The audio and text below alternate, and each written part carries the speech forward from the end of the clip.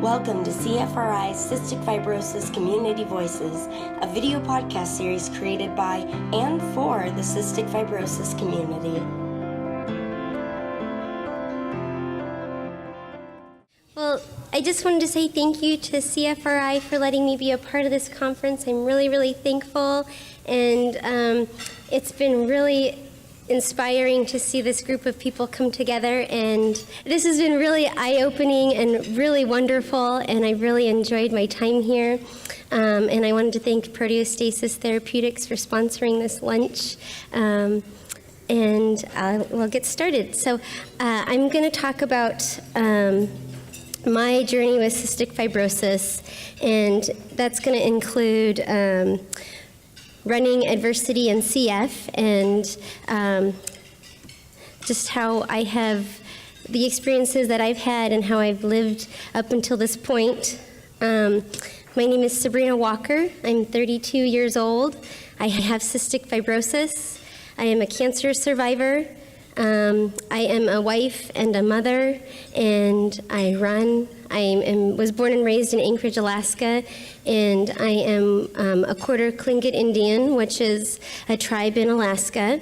And these are all pieces of my life that I identify with and are important to me and have helped create the puzzle pieces of my story. And I believe we all have identities and we all have things that build us and break us and help us grow. But I was diagnosed with cystic fibrosis when I was 4 years old. I'm double Delta F508. And if you don't know, cystic fibrosis is not common in the Alaska Native or Native American population unless you have enough Caucasian in you to carry the genes. So my mom is half Caucasian, so she had enough in her to create me to have CF. And when I was diagnosed, I was told that I wouldn't live past the age of 8.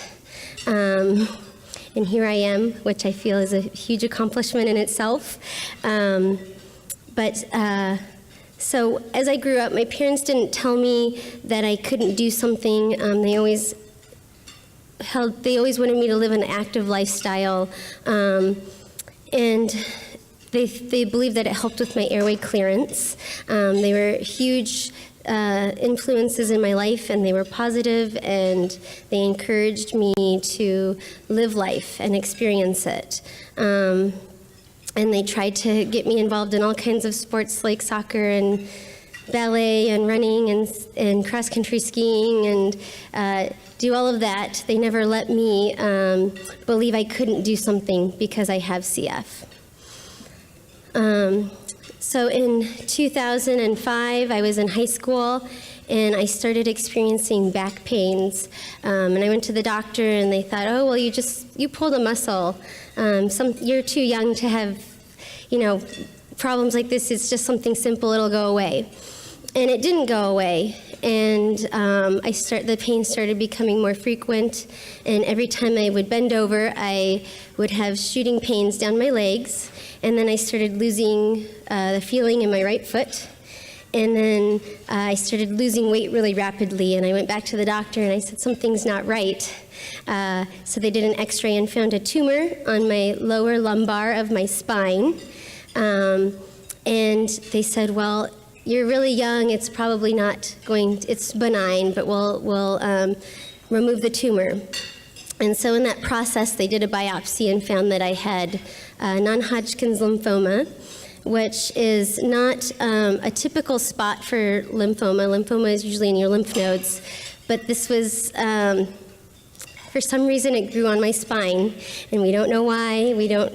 It was just a very abnormal thing. But I ended up going through 4 months of chemotherapy. I lost my hair. I instead of going to college, and I watched my friends and my boyfriend all go away, and I had to deal with this and cystic fibrosis, and I felt that the world was really unfair and unforgiving, and it was a really hard time in my life. But I went through 1 month of radiation after that, and this year it'll be 13 years that I've been cancer-free, and I've gotten through that point. Yes. Thank you. As time moves on, it gets a little further away each year, but I'll never forget how much that point in time impacted me and taught me to be a stronger person and cope with things that the average person doesn't always deal with at such a young age. And so, these hard times really help build us up. So after that, I decided that I wanted to go to college. I was cancer-free. What can I do with my life? I still have cystic fibrosis, which is something that I was dealing with too. But I decided to go to school, and I went to the University of Colorado at Denver, and I graduated with my degree in elementary education. I would later learn that that's not the career path that I want to take because it's a classroom full of germs, and going into it, my parents asked me, "Are you sure that's the decision you want to make?" And I was like, "Yes, I'm going to be a teacher." And then later on, I learned myself that that probably wasn't the best idea, but I did it, and I got through it, and I had lived in the dorms, and I had to explain to my roommates all the weird pills that I took and all the medicines that I had to take. And I grew up, and I learned how to be a person outside of my parents' house. I learned to be a person and grow up and live life. And it's, you live with your parents for so long, and they help you in so many ways. And then when you go on to be independent, it's kind of a reality check. And I think for me, it was important to see and appreciate how much my parents actually did for me until they let me fly free. I met my husband in high school. We dated very briefly in high school, and then after I graduated, we started dating again. And in 2011, after I graduated from college, he proposed to me at the end of the Run to Breathe race in New York City. He tied the ring to his shoelace, and at the end of the race, I wanted to go for a walk, and that was the last thing that I wanted to do. And so he convinced me to go for a walk, and he proposed to me, and it was one of the best moments of my life. He's been instrumental in my huge support system, and it's, I can't imagine my life without him. But we have been married since December of 2011. I met him when I was about 14 years old. So we've known each other a very long time. He knew that I had CF, but in high school I didn't tell a lot of people. I was embarrassed to tell people that I was different, that I had CF. And looking back, I wish that I wasn't so embarrassed about it, and that I could have explained to people and taught them the differences and the awareness about it all. But instead, it was like this. People were like, "Oh, she has a disease, and she might die when she's younger," and no one really knew. It was just this kind of a secret. And looking back, it wasn't the right approach. But my husband has known me, and he's known the struggles I've gone through for almost 16 years now. He's been by my side, so I'm very grateful for that. On March 16, 2015, we had a baby boy, and his name is Leo Jordan Walker. He's now 3 years old. He's being occupied by a little show right now, so he's in his cave.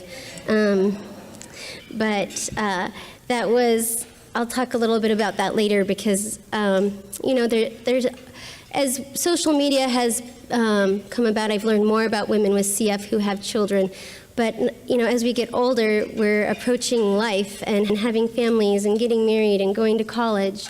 And we're learning about all the things that we can, our abilities as people living with CF. And so having a child was one of the most miraculous things to ever happen to me. And I'm very grateful that I get to have that experience. So I'm going to talk about how running has impacted my life.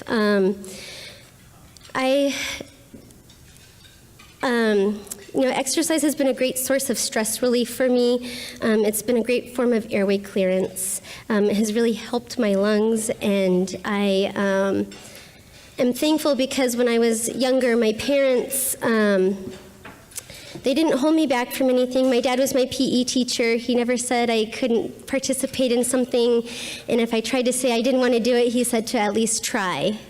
And I would try, and in 6th grade, my mom is a recreational runner, but she took me to a track one day, and she said, I want you to try to jog for 30 seconds and walk a minute, jog for 30 seconds and walk a minute for 10 minutes. And afterwards, I got done, and I was so mad at her. I was furious, and I said, why would you make me do that? That's not nice, that's mean. And she just said, well, I feel like it works my lungs, and I think that it would help you. So we still continue to do that, and there's usually some sort of bribe, like ice cream afterwards, or something that would make it worth it. And my running stemmed from there. When I got into junior high, they said that I had to participate, my parents said I had to participate in a sport. And it didn't matter what it was, but I had to choose one, and I chose cross-country running. And I continued cross-country running and track and field all the way through high school. And my plan was to go to Whittier College near LA and run on their cross-country running team, but that didn't work out for me. And after cancer, I had a long several years of not running at all. I think that my soul had been kind of, it was sad, and it took a while for me to realize what was going to help me, and running was something that really ended up being a powerful tool to help me get through a lot of these anxious times that I have. And I know that everyone has a different story. Not everyone is able to run. But there's other forms of exercise, and there's all kinds of things. If it's walking or lifting weights or going to yoga or doing breathing exercises at home, I encourage anyone and everyone to try those and just push yourself a little bit. And it doesn't have to be running. It could be really any type of exercise that's going to work your lungs. So, running has never been easy for me. It's been harder than others, and I try to just tell myself that this is helping me be a healthier version of myself. It's physically working my lungs. I feel like there's nothing better than actually getting air in there and really having my lungs go through all that effort, because I spit up a lot of sputum, more than the vest when I do the vest. And I know different airway clearances are going to work different for everyone, but for me that has been a huge part of my airway clearance system. And exercise is not easy, and it's tough, and so I always try to tell people to set a goal. If it's walk for a minute, or do a 5K, or do yoga once a week, or do something. I encourage people to set a goal and try to do a little more each time to try to achieve that goal. And I tell you, friends and family are your huge supporters and support systems, and they will help you get through each time. Say you don't want to go that day, you have a friend that says, I'm going to come over and we can just do the best that we can.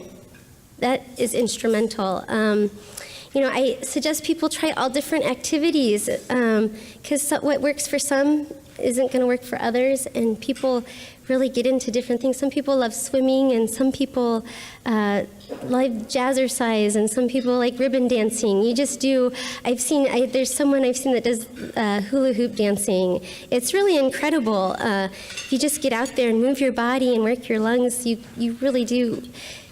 You can really feel the difference, the impact. And just because you don't achieve something doesn't mean that you need to quit. If you do the best that you can in that moment, then you did a great job. It doesn't matter if you tried, then that's all that matters. And I encourage people to not give up.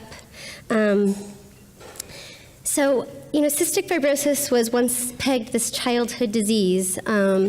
And growing up, it was like a very grim outlook whenever I'd go to my doctor's appointments. And as I've gotten older, it's transitioned into more of an adulthood disease, and now we're learning to balance all of these complicated life factors and the progressiveness of the disease, and then also try to hold this optimism, which is incredibly hard and difficult on you mentally and physically. These are emotions and physical things that not everyone experiences, and then sometimes you just feel isolated because of it. You go through tremendous ups and downs, highs and lows, and I always say that having cystic fibrosis is like living on a roller coaster. This past November, I ran the New York City Marathon with my husband, and 5 days later, I was in the hospital with an exacerbation. So you go through these huge ups and downs, and just last week I was in the ER and I was diagnosed with a pulmonary embolism. There are incredible ups and downs in this disease, and that's a really hard thing to manage.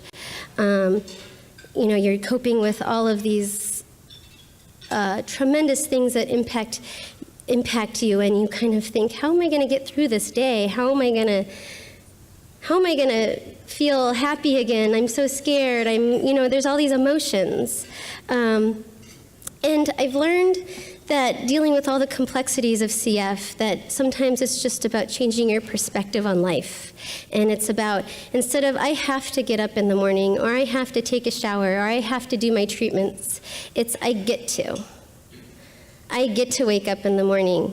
I get to do my treatments. Not everyone has access to the care that I have. Not everyone is able to have medications to help them stay healthy. So sometimes it's just about changing your mind and changing that perspective, which is not always easy. But if you just can wake up and say, instead of I have to, I get to. I feel like that has really helped me just kind of stop for a moment and reflect and be like, okay, I'm alive, I'm awake, I am here, I get to experience this day. I know every person in the CF world has tremendous struggles and difficult times. And I'm not here to tell anyone what is the right way or the wrong way to live their life with CF and what's going to work best for them, because I'm not an expert in anyone else's life except I'm living my own life. But we all deal with these difficult issues, and we all have one thing in common, and that's cystic fibrosis. And so, I feel that living with CF it can be tremendously difficult and hard, and some days are just, you wake up and you're like, I don't feel good, I feel terrible, and you think about, how is this, this is not fair, I'm not feeling good. But at the end of the day, all of these bad times have taught me to stand a little taller each time, to forge ahead and to say, okay, I got today, I'm going to get through it, I'm going to do everything I can to the best of my ability. And even if that's just doing your medication for the day, or getting up out of bed and brushing your teeth, just doing the best that you can for your health in that day. And I really find that holding hope in your heart is the key to it all. Don't ever let go of that hope. So this is Leo. He is the most miraculous little person to ever come into my life.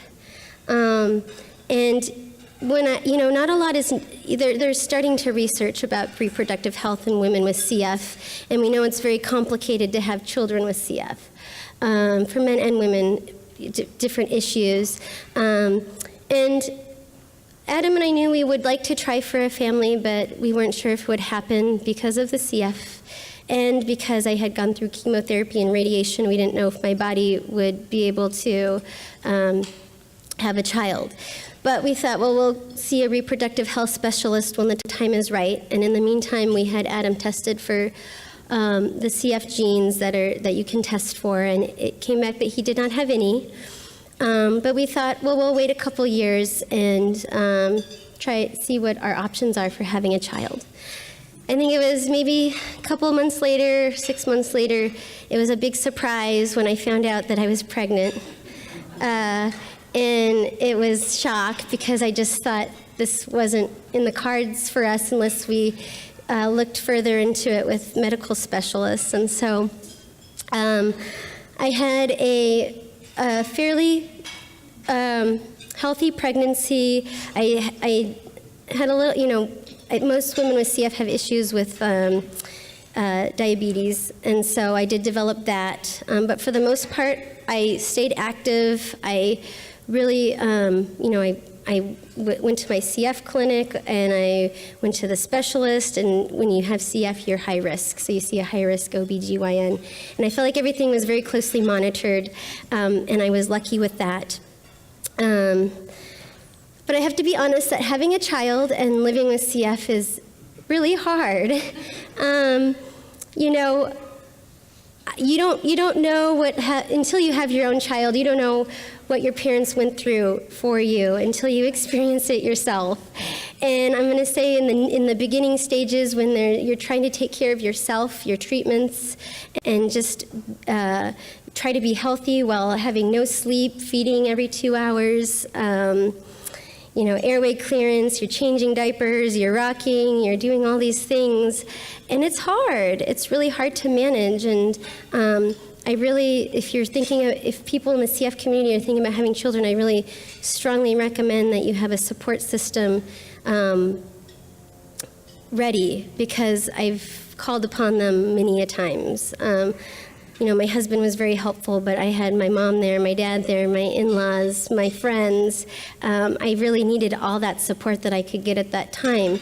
So if anyone has CF and thinking of having a child, I do recommend you think about that support system and how people are going to help you. And if it's them bringing a meal so you don't have to cook dinner, that is huge. But at the end of the day, this little human, this little person, has given me a purpose to fight for, a purpose bigger than just myself. It's not just about me anymore. I have a little Leo that I want to watch him grow up, and I want to be there for his special moments. And I want to teach him how to live life and grow up and be humble and reach for his dreams, and let him know that when he falls down to get back up and everything will be okay. I want to be there for him. And so he is my inspiration, and why it's been running is even more important for me now. It's just one more thing I can add to my list of medical treatments that helps me feel better. And so, at the end of the day, there are no excuses. It's just putting one foot in front of the other. If it's a running shoe, a walking shoe, a sandal, and just getting up there and doing the best that you can each day. I would never wish to have cancer or cystic fibrosis, but I am grateful for all the life lessons that it has taught me and all the experiences. Not everyone has walked in my shoes and knows what I've gone through except for me. And I feel like it's taught me to embrace each day, to take the inhales and the exhales, to love and appreciate the amazing people in my life, because I have to admit that I could not have gotten through this world without my family. Caregivers are so huge, and as well as medical professionals, they are your team, they're in your corner, and I find it just makes my heart burst, because there are wonderful people that are standing beside us. You have to be present in each moment. And for me, I've really found value in just stopping and taking a breath and being like, okay, I'm here right now. And I am with all these wonderful people. And so I just also want to say, you can't control what happens to you in life, and you can't control what's going to happen today or tomorrow. The forces of life will happen, and you can't control how lucky or unlucky you are, but you can control being present in the moment. And I think about it, like I said earlier, my perception is my reality, and so if I get to wake up and I get to be amongst all you wonderful people who are so pivotal in the CF world, that's amazing. This is an incredible group. I also want to say, holding on to that hope, Don't ever, ever let go of hope. I think that's been a huge key theme throughout this whole conference is hope. And so never lose that hope. When I was a little girl, my dad hung this poster in my bedroom, in his office, on the fridge downstairs. It was everywhere. And at the time, I just, you walk by it and it's not anything that it just becomes, you just walk by it every day. But now when I look at it, it has this whole new meaning because he was placing this in there and reminding me, don't ever give up. Don't ever, ever give up. And I have held that true to this day, to never give up. And so now this poster, I look at it and I think, gosh, at the time it was so meaningless, and now it's this one of the most so meaningful to look at. And I just want to remind you guys, don't give up, don't lose hope. You are all threads of hope in the cystic fibrosis community, so don't forget that. Trust in yourself. Let love and positivity fill your days. Follow your heart and do things that make you smile.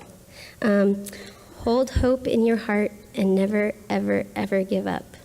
Hope is something that drives us. It is the reason why I'm standing here, because I hope for a cure, and I think every single one of you does too. And I'm just going to say, hold hope in your heart. So thank you. Thank you.